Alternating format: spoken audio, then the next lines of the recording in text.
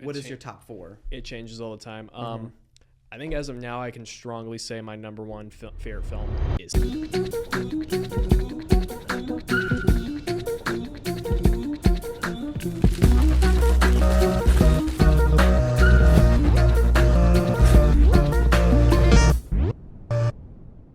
Welcome back to the People Persons Podcast. I am your host, Quinn, and today we are joined by Noah. How are you doing today, Noah? Doing great. I'm tired, but I'm doing great. How about you, buddy? That is very valid. I'm also a little bit tired. We just had rehearsal for the show that we are doing. It's a Wonderful Life. Tell me about the role that you're playing. I'm playing Harry Bailey, so I am the protagonist, George's little brother. First time I've ever done where I'm playing the little sibling because I'm the oldest in my family. So that's a little different, but he's kind of a very much of a bratty character. At least that's how I've been doing it. And this is your second theater show that you've done. Second one, acting. I want to clarify acting-wise. Because you've had experience behind the scenes. Yes. Ran tech for Scarlet Pimpernel, that was the first show I did. I got roped in with the girl I was dating at the time. She just reached out a message saying, hey, you want to help? And, I wanted to spend some more time with her. So I was like, sure. And, yeah, I got roped in from there. So the next thing a few months later, I helped with Lion King, which you and Owen were both in. Yes. That was a lot of fun. That was very fun. And then, I made my acting debut back in October with Dracula, where I played Jonathan Archer. And his first theater show, and he got the main character. One of the main characters. One of the main characters. I would argue Mina, who played my character's wife in that show, was much more the main character, other than Dracula. That makes sense. Yes, of course. Yeah. And what are you hoping to do in the future with theater? Really just get more experience and play a lot of different roles. And if I can use that as a way of telling a story, then that's what I'm going to do. Well, I hear that you're kind of a film guy. Oh, do tell. We're just talking. I'm acting like it is a podcast, but I don't want to act like it's a podcast. We're just talking, and there happens to be cameras and lights. Yes. We're just having a conversation. Now, Noah. Noah loves movies, of course, and we make short films together. I'm just going to put something on the screen that just shows, something with... All 3 or 4 of our projects we've done so far.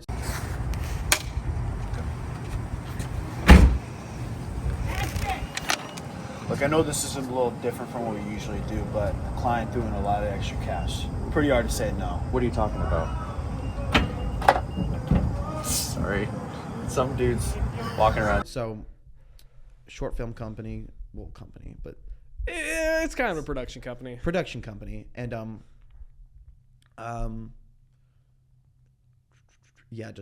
it's called Burnt Pizza Box Productions. We have a YouTube channel for it and an Instagram page for it. And any other social media outlets that we have?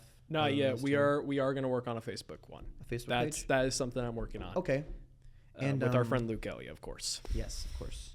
And speaking of friend, obviously, I think I can speak for us when I say we're not super professionals. We're just friends who love making films and stuff. Yeah, no, there is a low quality factor to it because, again, we are shooting with phones most of the time. But we do hope, of course, to improve. We do hope. Yes. This is really our film school. We're not going to college.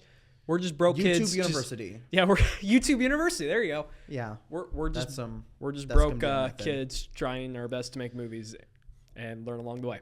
Yeah, I personally have loved just filming and creating stuff since I was little. And of course, this is gonna be a YouTube video, so and I've just been so used to being in front of a camera. I've never really this is weird flex, but I've never really had camera fright. Yeah, that's a thing. We're just that makes sense, you feel the presence of being watched. I just find it endearing knowing that when I just don't feel crazy because I just know someone is watching and I'm not just talking to a blank space, and that's fun. And I kind of want to dive a little bit into just YouTube as a whole and how people are kind of losing it, the idea of YouTube, and how because YouTube when it started out, it used to be just like it's called YouTube. You are just sharing what you love to do with the world. And sadly, people are forgetting that that's what it's all about. It's just sharing what you love. It's not about clicks or views or who likes this the most, or like it's nowadays it's a lot about money and just clickbait and just bright colors and stuff. And I feel like once they introduced the policy of you getting paid for your content, then that's where it really became. And as much as, I mean, it was kind of a good idea at the same time, but then also like, just the fact that someone could get paid just for making videos, that goes down a whole rabbit hole of like, oh, if I could just make anything, okay. Yeah, and they expect to get paid for it at the same time. Yeah. And so nowadays they're like adding new policies, like some good, some bad, like bad ones, like you could just get banned at any point if you make a wrong video. But some good ones are like if YouTube detects that something is made with AI, they will not get paid for that video. Yeah. And that is great because us at Burn Pizza Box Productions, we are against AI. Very strongly against AI. Very strongly. Well, specifically in the creative field. I will admit I do sometimes use ChatGPT just to ask random questions. Yeah, which like that's sure. fine. I would. But if it gets in the creative field, if it's used to write a script, that's really where I have an issue. Stuff that requires heart and soul, that just removes the whole meaning out of it, and it's just Plus, it's like it's not even being creative. AI is literally designed to take what already exists and kind of try and mold it together, like Frankenstein it. Yeah. So it's like, as Vince Gilligan, he's the creator of Breaking Bad, for anyone who doesn't know. Yeah. He's got a new show coming out, and he's been promoting it, and he's been very vocal. He's like, no AI was used at all to make this show. And he straight up said what I just said. AI is just plagiarism. Mm-hmm. But that's what it is at the end of the day, and that's my main issue with it. Yeah. I saw a video recently of Guillermo del Toro at a premiere of Frankenstein. I think I know exactly which one you're talking about. And he's just saying like, I hope you guys enjoy, and frick AI. Only he didn't say frick. He said the actual word. Of course. AI. Yeah, fudge. Yes. Oh, I didn't say fudge.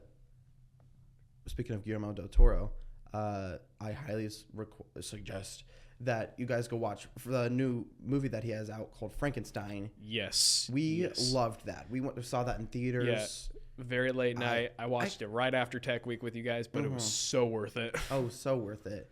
And I was crying, believe it or not. Like, you wouldn't expect someone to be crying. I believe it. At seemingly kind of a thriller / horror movie kind of thing. The genres. I mean, it is. That's the base yes, of it. It but is a horror film. It dives into so many different kinds of genres. It's truly amazing, and it's like the reason why I was crying is because it dives into the humanity of the monster and the monsterness of the human, and how I saw this video with Oscar Isaac talking about how when he looks at his creation after, like, obviously there's the rain in the big place.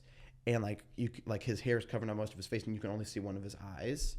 That is kind of like a reflection of in the beginning of the movie when you see only just see the monster's eyes. And in that moment, that was kind of like them switching places. And he becomes like obsessed with like this idea of like, oh my goodness, I created life. And then like I'm talking about the whole movie here, but should we put a spoiler warning?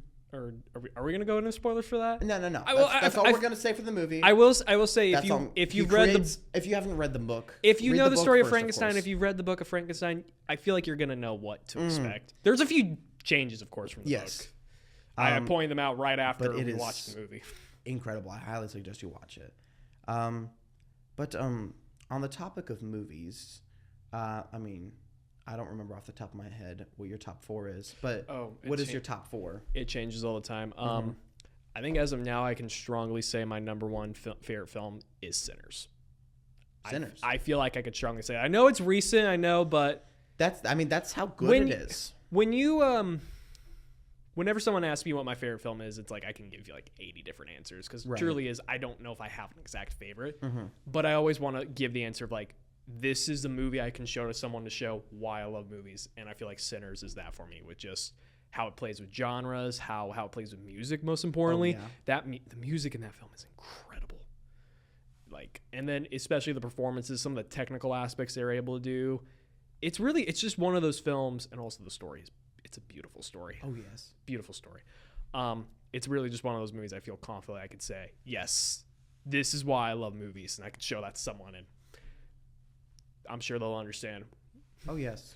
Number 2, off the top of my head, whew, I feel like I should prepare for this. This is like the Letterboxd top 4 good. interview. If you need to pull out your phone, go ahead. I'm gonna say The Crow with Brandon Lee, but the original. Let me rephrase the original. Yes. Not the remake with Bill Skarsgård. That is very important to note. Let me say that. Very dark film, and of course, it's known for. If you don't know the story behind that film, Brandon Lee, who was Bruce Lee's son, that was like his first big film role, and he tragically was killed on set of making that movie. Mm-hmm. It was apparently a actual prop gun malfunctioned and shot out at him, and basically it turned into like an actual bullet when it wasn't. I think it was like a piece of metal in the gun that got stuck, and when it was fired, it essentially turned into a real bullet, and that's what struck him. So that's what the movie's known for, but it is a very sad almost, but beautiful story of revenge and love at the end of the day. Mm-hmm. I mean, the whole film is literally about a guy that comes back to life to kill the people that killed him and avenge him and his fiance when they were both murdered on their wedding night. Mm. So it's a very beautiful film. It's got like the sets are beautiful. It's one of those movies you watch because it came out in 94 and you're like, they don't make movies like this anymore. Right. They don't make movies like this anymore. And it's like, it's special. It's got like a nice blend of martial arts, and it's like, they did the Matrix Gun Fu thing and John Wick Gun Fu before those even started. But no, very beautiful film. Number 3, I'm going to totally switch genres here. Go ahead. Singing in the Rain. I feel very confident, not just because my buddy Mason is playing Don in a show. Yes. That's next week, right? Or no, like 2 weeks from now. It might be 2 or 3 weeks. I'm assuming. Take that with a grain of salt, though. Take that with a grain of salt, because I know it's the 20th to the 22nd, or 22nd to the 24th. Yeah. One of the two. But I love that movie. Mm-hmm. That is a movie I can look back on. I loved since I was a little kid. Yeah. Number 4. Maybe that one with John Travolta with like the photographer thing. Oh, Blowout. I mean, that is in my top 4 on my Letterboxd right now. I might move that now that I think about it. Okay.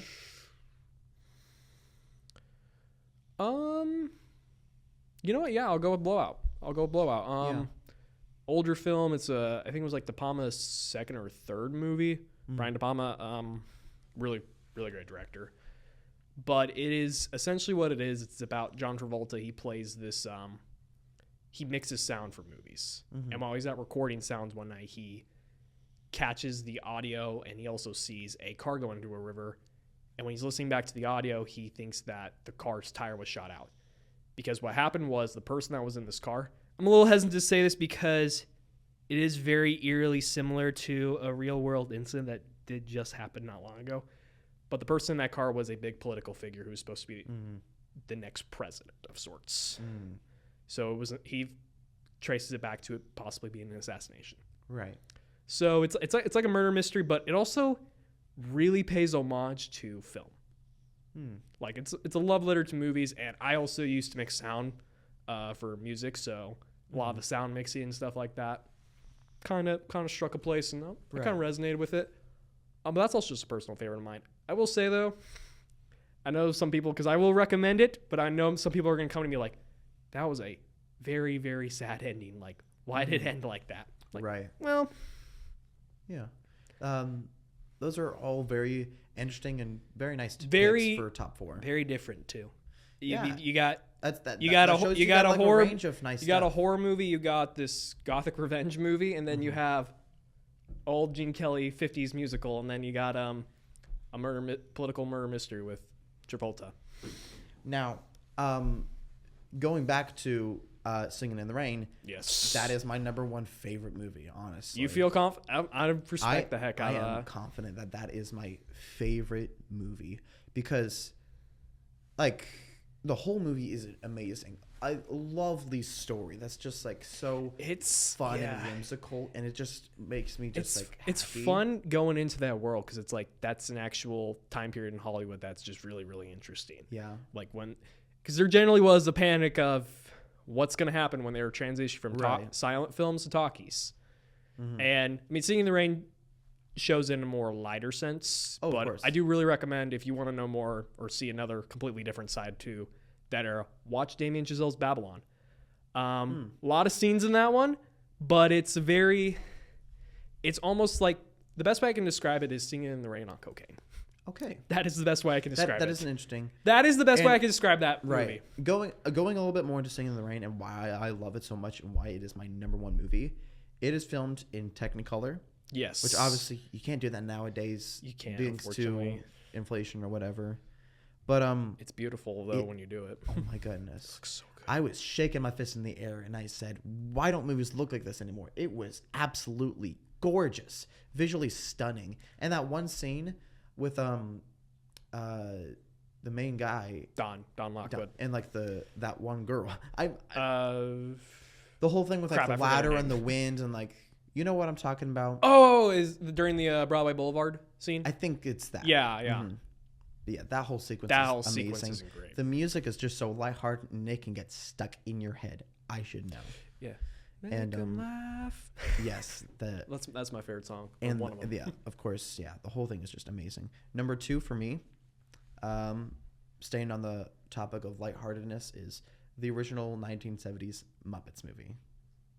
No judge. It's- no It judge. is hilarious, wholesome, eerily a little bit dark sometimes. Really enough. I haven't seen it in years. I don't remember much. It is so good. Now I'm after you watch it. An amazing cast, just like great writing, and it's like the main point of the movie is just never give up on your dreams, no matter how it may steer in different directions. Just and surround yourself with good people that truly support your dreams, and it's just create, because like all the different Muppets, they create in whatever form they want. They have different dreams and desires, but they all still come together in this group of people. And of course they have obstacles in their way, but they get through it by being together and being friends and family. And that is just such a beautiful thing. And that is why it is my number 2 movie. And I'm going to have to Pull out your phone. pick up my phone. Didn't you you do have Singing in the Rain on there. Didn't you have Sinners on there also? Or I did think you I had Sinners on there. Did you? I replaced it with the I new know- Frankenstein movie. I Yeah, know you that's had. right. That's going. Well, we already kind of talked about Frankenstein. Yeah, a little Frankenstein was so good. It made me cry. Of course, Yeah. I already talked Victor Frankenstein is a dream role of mine. I really. Yes. If anyone ever does that show, let me know because I will happily audition for Victor. Yeah. I already said my 2 cents of it. And then number 4 is, for me, is Do the Right Thing by Spike Lee. Oh, That one is Mason. very nice. Okay. That's Yes. For context, that's one of his brother Mason. That's one of his Yes. favorites as well. It's just going back to family and community. There's a whole sense of community in there. Very much so. I mean, the whole film takes place in one neighborhood over the course of a day. And there's also a sense of sadness within the idea of community and the fact that it's neighborhood. It's kind of just one neighborhood, but yet it's split into areas of race, and they rarely mix together because it's just not going well with them. I And it's guess. like one thing sets off a whole chain of events, and it gets ugly real quick. it's a sad but It's a fun sad, story. but it also kind of like by the end, I feel like you can have a sense of hope almost Yes. through it. showing how we've improved, but also kind Yes. of worst at the same time. Yeah, and that is my great film. top 4. Love Do the Right Thing. And I might. yeah. Oh gosh. Now I'm thinking because I guarantee you I'll probably come back with like 5 different answers by tomorrow. If I go to top 5, I'll throw Blade Runner in there. One of the 2. Yeah, I of course. I can't say which one because I love them both around the same. Right, but of yeah. course. And That's just so, the thing about movies, man. yeah. So going back to the fact that, Burnt Pizza Box Productions. Tell me and the viewers, what does that name mean? Oh, you want me to go in the story? Oh, yes, please. Yes, Okay, please. I'd love to hear it. when we were filming our first short film, Names, That is our first, yes. that is our first, and I still think it's still really good for what it was. Honestly, it yes. it came out. We have definitely improved from there. Yes, but- yes. I think writing wise, I got a lot of people tell me this is a Tarantino ripoff, man. I'm like, I mean, yeah, there was some influence, but at the same time, I had a script and I was like, this is something I feel like I would want to do for my first film. You know what I mean? Yes. But anyway, my dad was kind enough and he brought us home Papa John's pizza from work. He had leftovers from work, and I think we were on like night 3 of filming, if I remember correctly. So we were on the last night of Yes. shooting. I have so the he behind brought the scenes footage. I remember. He brought it over. And mind you, I've done this before. I put the pizza boxes in the oven to warm them up. Keyword, put them in on warm. So like And also keyword, the boxes. the boxes, yes.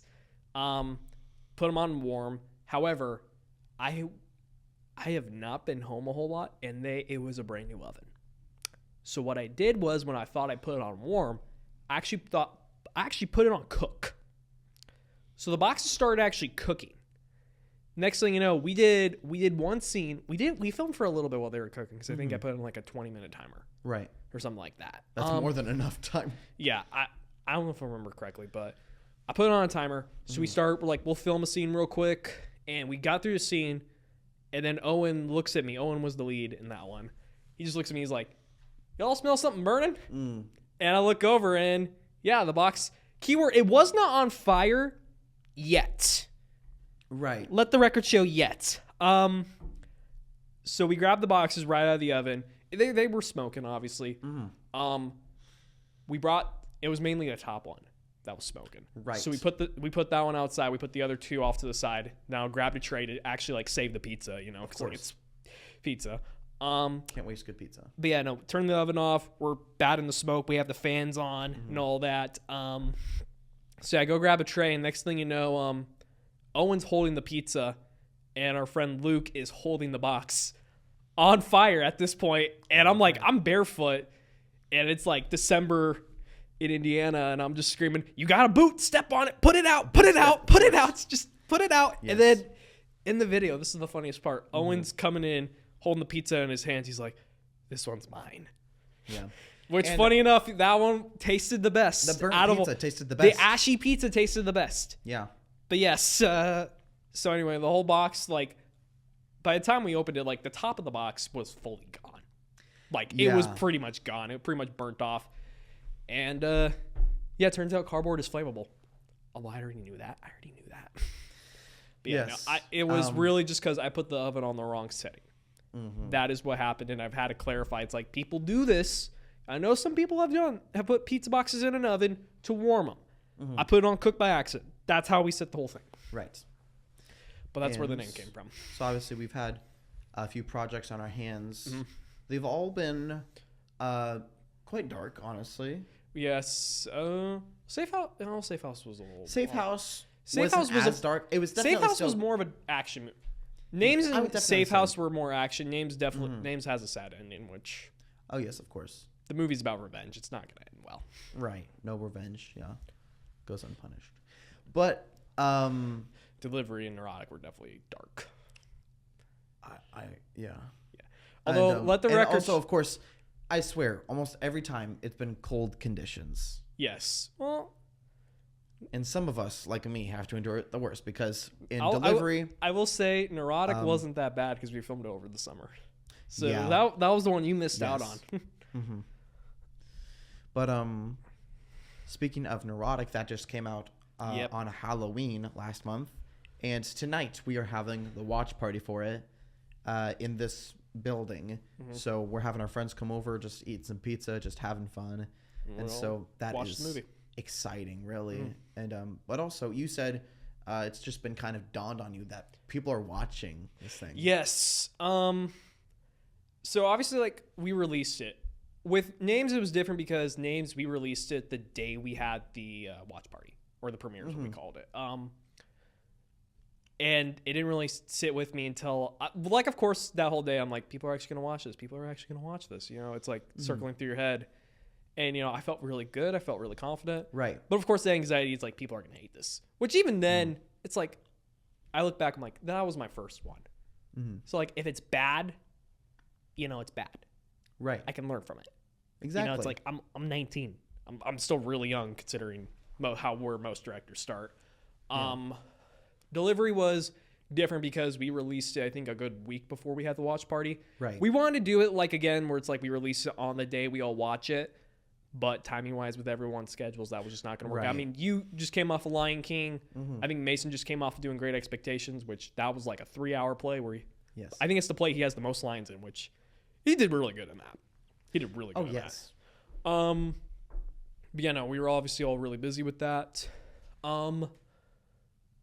But yeah, so we watched it about a week later, and it was more of like we all just got together at your guys' house and watched it. We didn't do like a big event for anything with it. Now it's like we obviously released it a few weeks ago, Halloween. But you know, it's like there is people coming. there are people who are coming, yes, and I'm just sitting here like that we don't really know very well. Yeah. Yeah. But it's only about like a dozen or so people. yeah, not a It's very big definitely group. not at the same scale Yeah. as Names was because, you know, first breakout film. From This was this like favorite that was company like our from- first from big, and Indiana.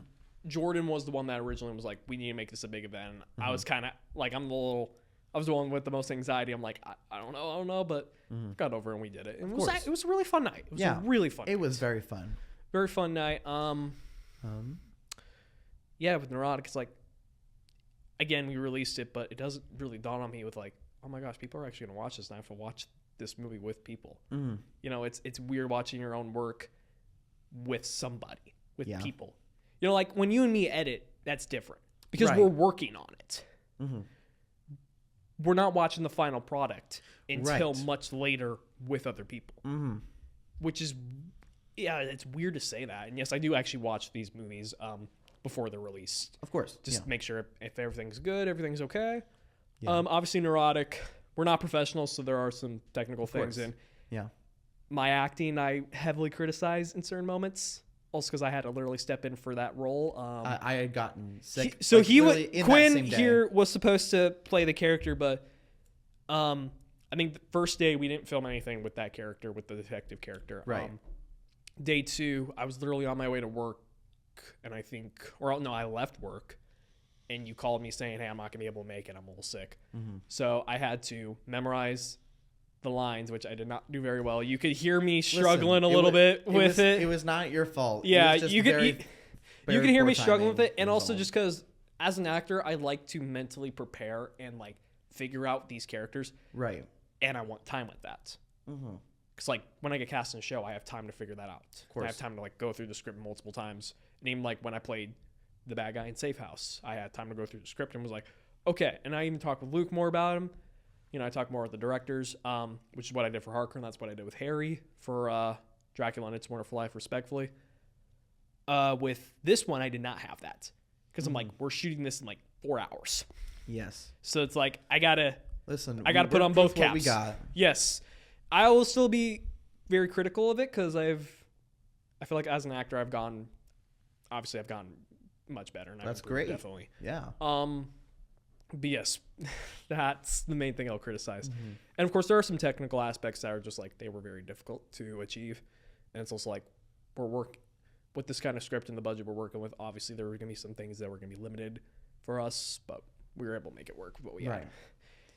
And with such subject matters in these short films, like obviously they're like pretty dark and obviously we ourselves are not actually dark people. We're goofy we're kids, not. You know, You can tell And- you can tell we're fun, but we love a mature story. really. yeah, of course. And obviously, in all that we do, we try to put God at the center of it all. We are very heavily Yes. Christian, Very. and we try to. I feel bad. I don't have my cross necklace on. I don't have mine. I was about to say I was gonna either. pull it out for the video, but now I don't have it. See, I'm Christian. I'm Christian. I have the crucifix. And of course, in all that we do, like there's a verse that says, whether you're eating or drinking, in all that you do, do it for the glory of God. And even if you are making something that's not conventionally making sense Conventionally, too, yes. but you know. still obviously put God at the center of it. We try not to dive into any like actual like demonic stuff. No, and course. that's why With Neurotic, Neurotic, it's meant to be an alien. it is meant to be an alien. I've had a few people. I think one guy said, I thought that was a psycho cult guy. And I'm like, no. I mean, at least they didn't think it was a demon. What I did was I tried to leave it open-ended. Like, that was mainly what I Let people learned give and the what I thoughts tried of to it. Yeah. Because, like, that was something David Lynch does, and even Tarantino does to some sense. And it's one of the things I actually really like about some movies is Oh, yes. when It's that monkey paw effect. Yes, when you leave something open-ended, because like what makes it more fun, what makes it more engaging for an audience, because like I'm always like whenever I make a movie, I'm always like, well, what kind of movie do I want to watch? It's more fun when you don't tell the audience everything and you keep something hidden and you leave some little details in there that's like they got to fill in the pieces themselves. And kind of how Tarantino phrased it was, it's like, whatever you think that thing is, that's your movie. You can think, like, I'm going to use Inglourious Bastards, his movie, as an example. In that film, Brad Pitt's character has a rope burn around his neck. And they never address it. They never say anything. But as Tarantino phrased it, however you think he got that rope burn, which obviously he had to have been tried to be hung or something like that in the film. However you think he got that rope burn is your movie. And it's like it kind of gets the audience more to engage with the story almost. Another thing was how he did the briefcase in Pulp Fiction. They never said what's in the briefcase. It's just the MacGuffin. Yeah. Yeah, they never said it's in the briefcase. So it could be Marcellus Wallace's soul, which is, I've heard some theories. It could be diamonds. Really? It could be money. It could be something. Right. You know, and that whatever that is changes the movie, which is like, for me, whenever I watch Pulp Fiction, whatever's in that briefcase almost changes. Of like course. every time. And that's what makes the movie more fun. Right.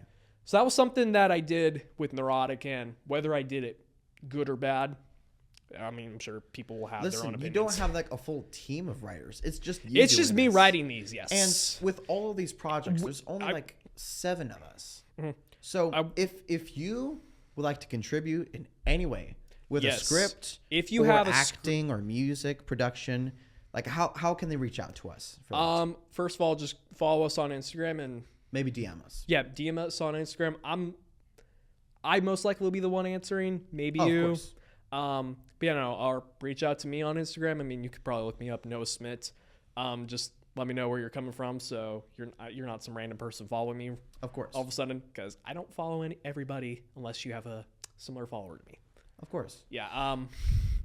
But yes, if you have a script, if you have an idea, or if you just want to act, or if you want to help, or if you have like any experience whatsoever, or if you want to like just, make a movie with us, we'd love to have you. I mean, we want to build this out. We want this to lead to a career. We want to expand it to more than just no, Mason's the main character again. But I love you, Mason. Love you, Mason. yes, of course. Yeah. But Definitely yes. yeah. And I've just this has been Erotic. No, go ahead. Sorry. this has been no, you go ahead. No, I mean, what I was going to say was kind of along what you just said. Like, we're getting more people. Like, Neurotic was the first time several people acted with us. I mean, obviously, we have familiar faces like Luke, me, and then Mason was, like, behind the camera a lot. Jordan was in it again.